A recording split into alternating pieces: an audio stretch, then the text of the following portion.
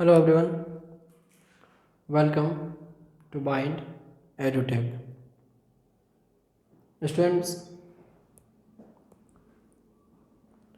Board पर ये जो दो चीज़ आप देख पा रहे हैं, ये ऑलरेडी आपको मैंने पहले भी बताया था कि ए से बी और जो बी से सी का कर्व है, जो आइसोथर्मल एक्सपेंशन और एडियाबेटिक एक्सपेंशन मैंने आपको अभी तक बताया था।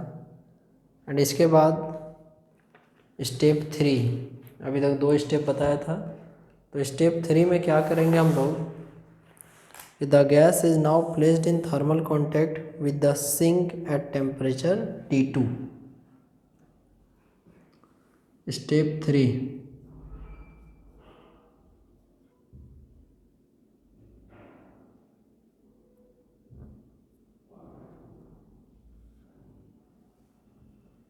isothermal compression. What is isothermal compression? The working substance, and we can say that the gas is now placed in the gas is now placed in thermal contact. The gas is now placed in thermal contact with the sink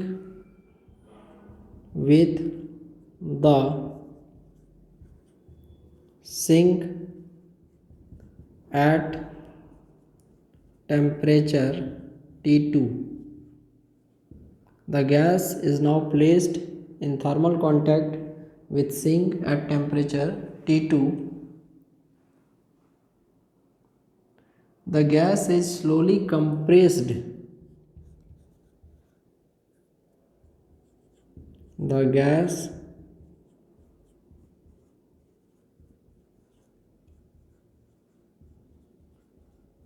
is slowly compressed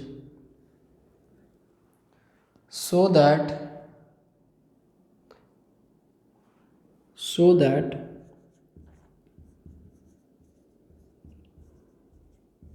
as heat is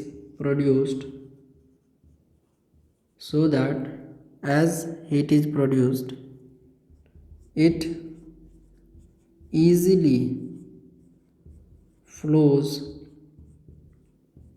to the sink. The gas is now placed in thermal contact with the sink at temperature T2. जो working substance था उसको हम लोग अब thermal contact में रखते हैं sink के, जहाँ का अभी टेम्परेचर कितना है T2। और अब गैस को स्लोली, धीरे से कंप्रेस करते हैं कुछ इस तरीके से, so that heat is produced and easily flows to the sink. And now इसके बाद the temperature of the gas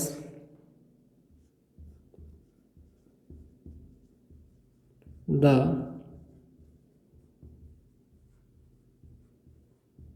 temperature of the gas remains constant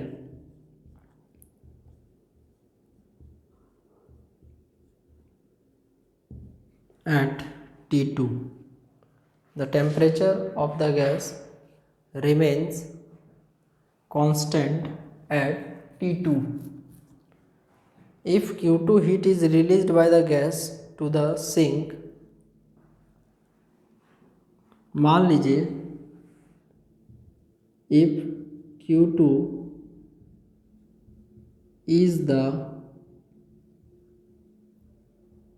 amount of heat released by gas या released by gas to the sink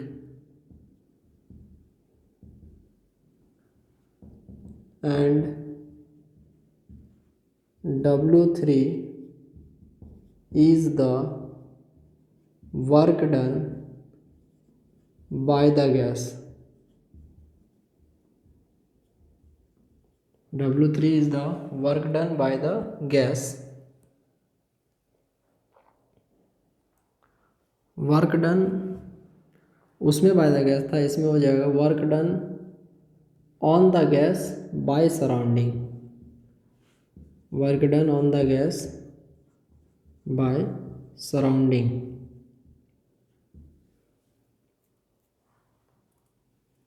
In the isothermal compression,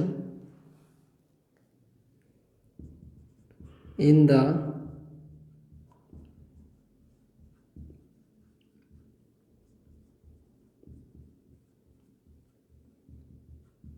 isothermal compression which leads state from P3 V3 T2 to P4 V4 T2, then देखिए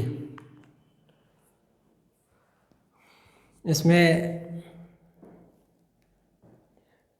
ये isothermal compression में जैसे ही आपने place किया gas को thermal contact में sink के साथ और उसको आप लोगों ने स्लोली कंप्रेस किया तो जो हीट प्रोड्यूस हुआ वो आसानी से सिंक की ओर फ्लो हो गया. इस प्रोसेस में जो सिस्टम है उसका जो गैस है उसका टेम्परेचर कांस्टेंट रहता है और यदि Q2 अमाउंट ऑफ हीट है जो कि रिलीज किया जा रहा है गैस के द्वारा and W3 is work done on the gas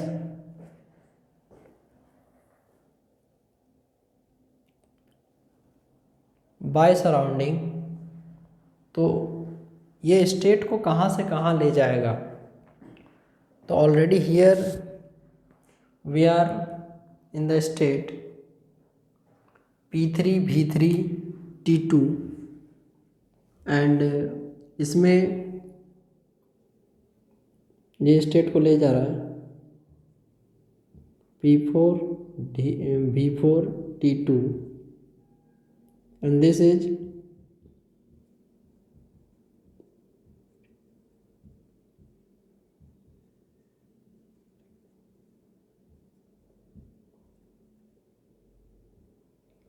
isothermal compression. This is isothermal compression.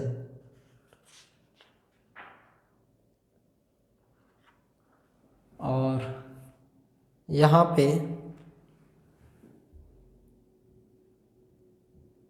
On the gas हो रहा है वर्क डन और ये हीट को रिलीज कर रहा है इसलिए -Q2.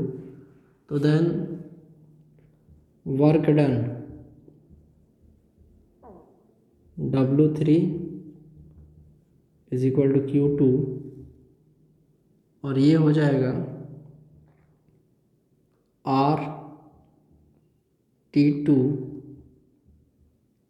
log V3 by V4 to the base E. R T2 log E V3 by V4. ये आया आइसोथर्मल कंप्रेशन के लिए वर्क डन और work done is equal to the energy. तो हीट रिलीज्ड का ये फार्मूला Q2 बराबर भी इतना ही आएगा. अब इसके बाद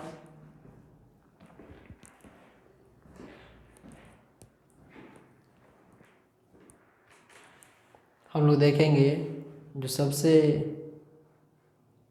लास्ट स्टेप है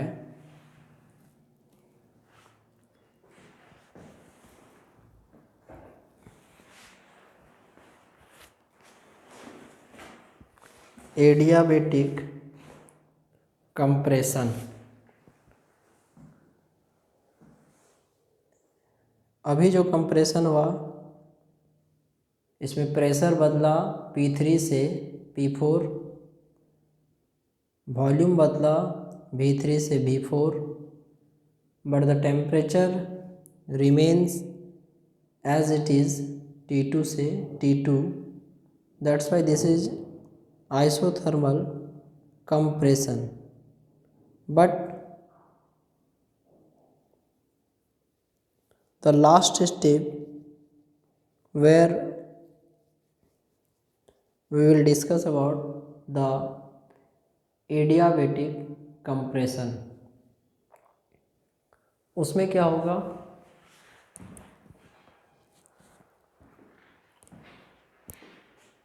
देखिए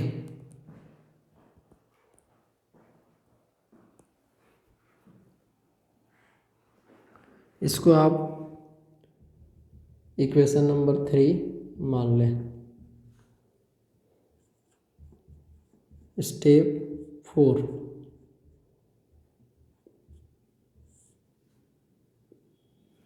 ये हो जाएगा आपको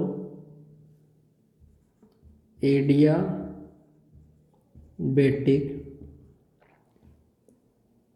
compression.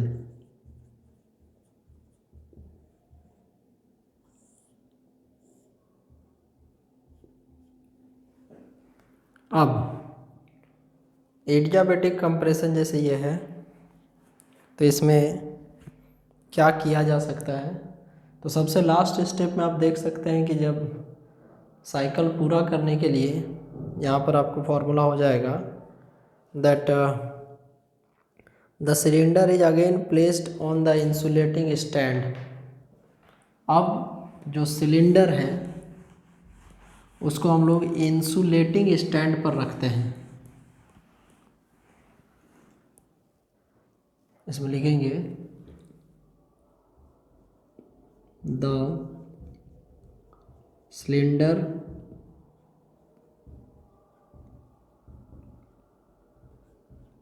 is again placed on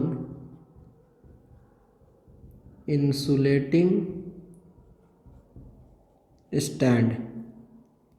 the cylinder को जो है अब अगेन हम लोग इंसुलेटिंग स्टैंड पर रख देते हैं। The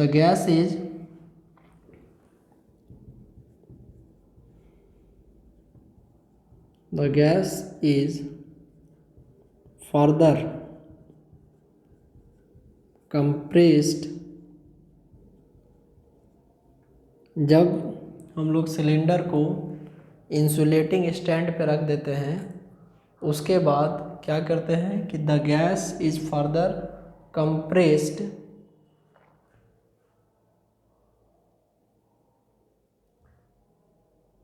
slowly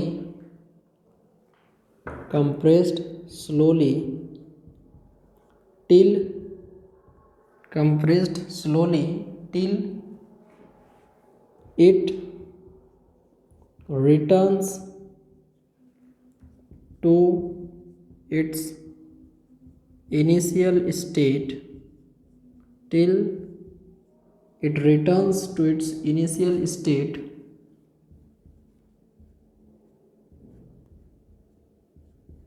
P1 V1 T1।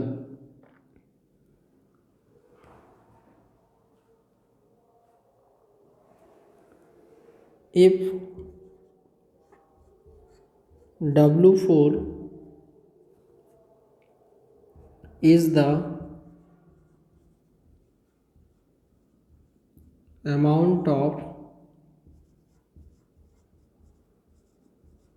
work done, if W4 is the amount of work done to compress the system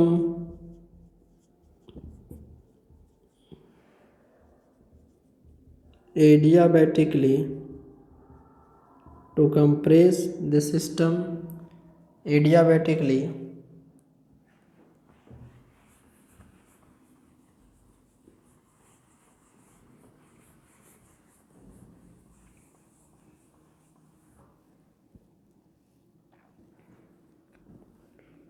from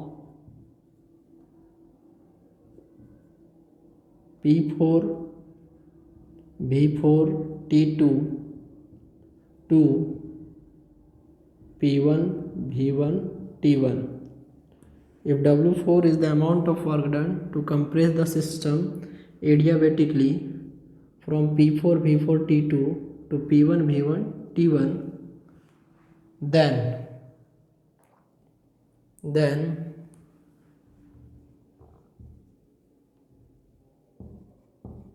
work done is, तो वर्क डन का फॉर्मूला एडियाबेटिक प्रोसेस में हम लोग जानते हैं कि R by gamma minus 1 T1 minus T2, R by gamma minus 1 T1 से हो जाएगा कितना T2, ये लिख देंगे।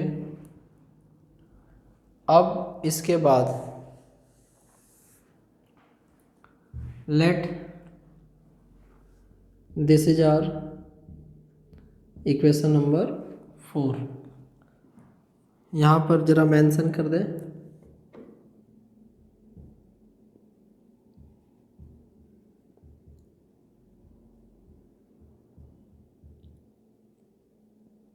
एडियाबेटिक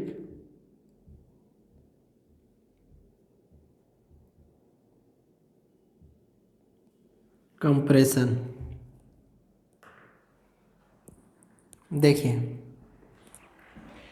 यहाँ पर जो हम लोग एडियाबेटिक कंप्रेशन लिखे, अब ये जो 4 वर्क डन हम लोग के पास आए, इन चारों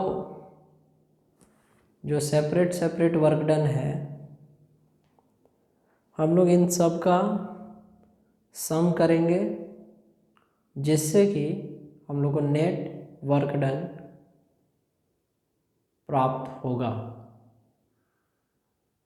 इन चारों साइकिल में जो फर्स्ट साइकिल है A से B,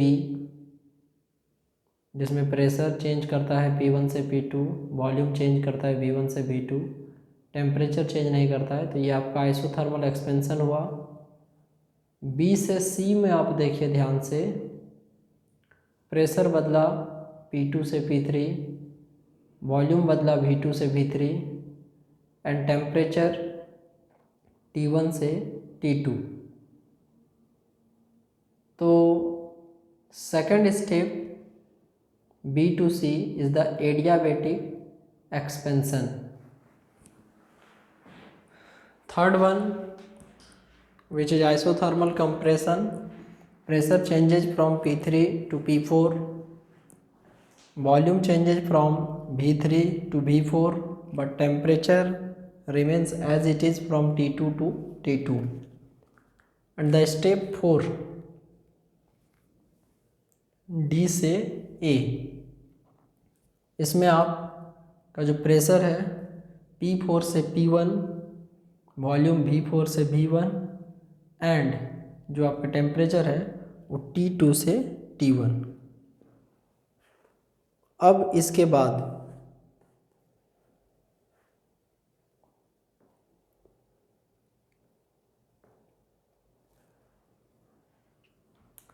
net work done by the gas per cycle,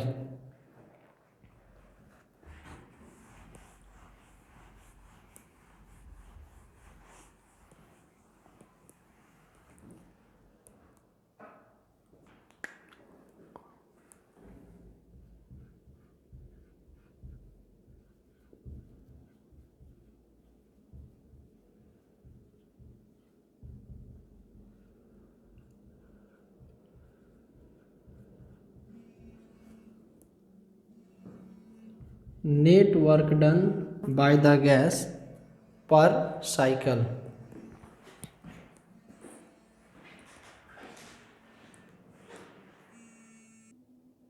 net work done by the gas per cycle. तो ये 2 स्टेप में आएगा। सबसे पहले फर्स्ट स्टेप, अब इसमें हम लोग जोड़ेंगे। 2 स्टेप में होगा total work done by the gas, और एक होगा total work done on the gas. तो total work done by the gas, इसमें हम लोग जोड़ेंगे W1 प्लस W2। ये हो जाएगा step 1 and step 2। W1 plus W2 ये हो गया first step. And total work done on the gas,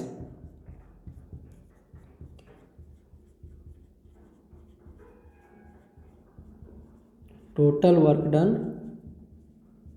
on the gas W3 plus W4, that is step 3 and step 4। First और सेकेंड, या third और fourth. तो net work done in 1 complete cycle,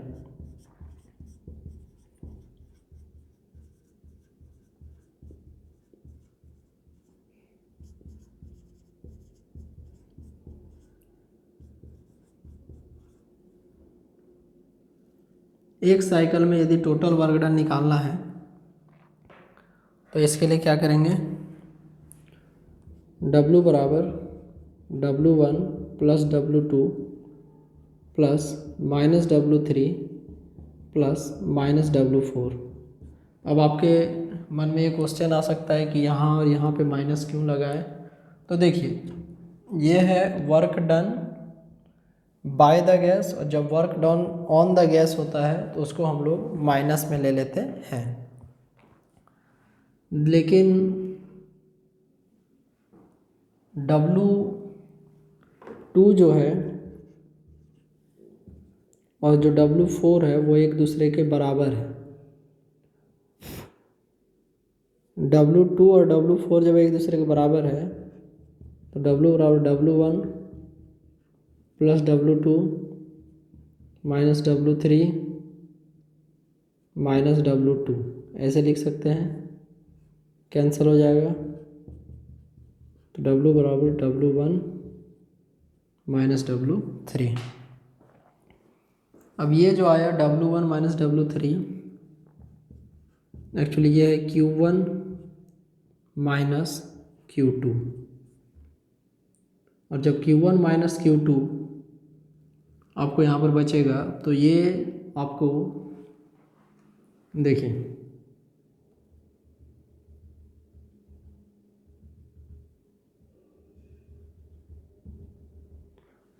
ये जो Q1 minus Q2 आएगा, ये आपको area of जो साइकिल दिख रहा है ABCD, तो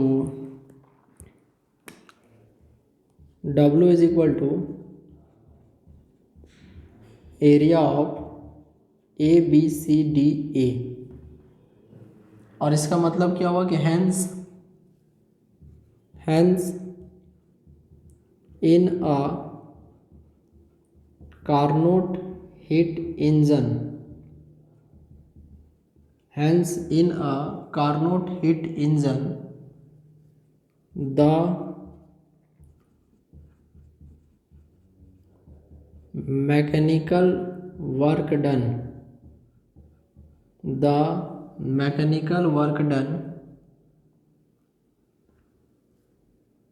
by the gas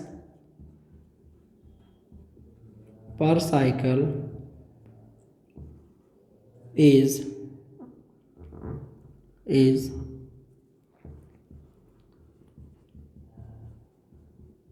numerically equal to is numerically equal to area of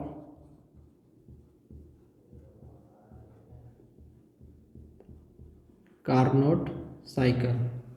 Hence, in a Carnot heat engine, the mechanical work done by the gas per cycle is numerically equal to the area of Carnot cycle.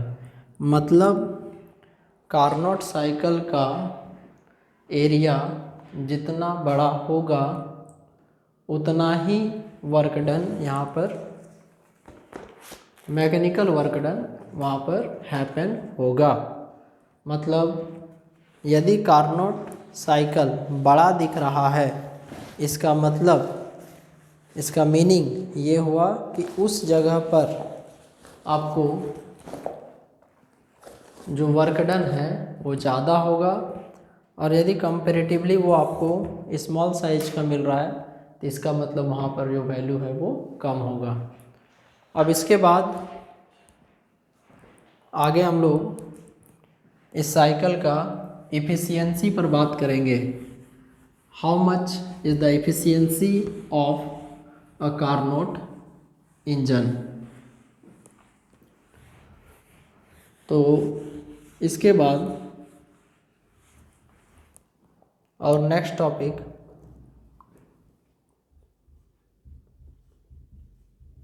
efficiency of Carnot heat engine.